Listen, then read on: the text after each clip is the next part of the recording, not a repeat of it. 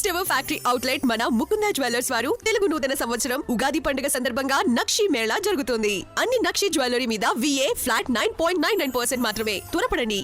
రణ్వీర్ సింగ్ ప్రధాన పాత్రలో తెరకెక్కిన spy thriller Dhurandhar 2 the revenge Aditya Dhar దర్శకుడు. ఈ నెల 19న విడుదలైన ఈ మూవీ మొదటి రోజే ప్రపంచవ్యాప్తంగా 100 కోట్ల రూపాయలకు పైగా వసూలు సాధించింది. గతేడాది వచ్చిన దురంధర్ కు సీక్వెల్ గా తెరకెక్కిన ఈ చిత్రం వాస్తవిక కథనం, యాక్షన్తో ప్రేక్షకులు, విమర్శకుల ప్రశంసలు అందుకుంది.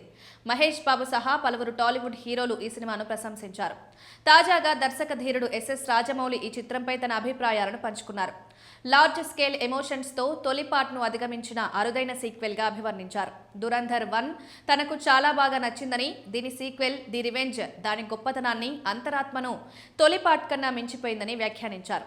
కథనం, నటీనటుల ఎంపిక, సంగీతం, సినిమాను తెరకెక్కించిన విధానం, సన్నివేశాల చిత్రీకరణపై దర్శకుడికి ఉన్న భావోద్వేగ పట్టుదలలే ఈ చిత్రానికి నిజమైన బలమని తేల్చి చెప్పారు.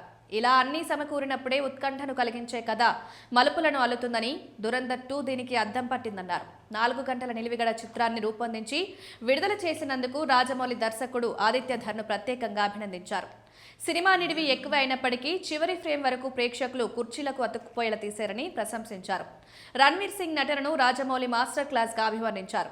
షెడ్లో సోదరితో ఉన్న సన్నివేశం నటనకు ఓ పాఠమని పేర్కొన్నారు.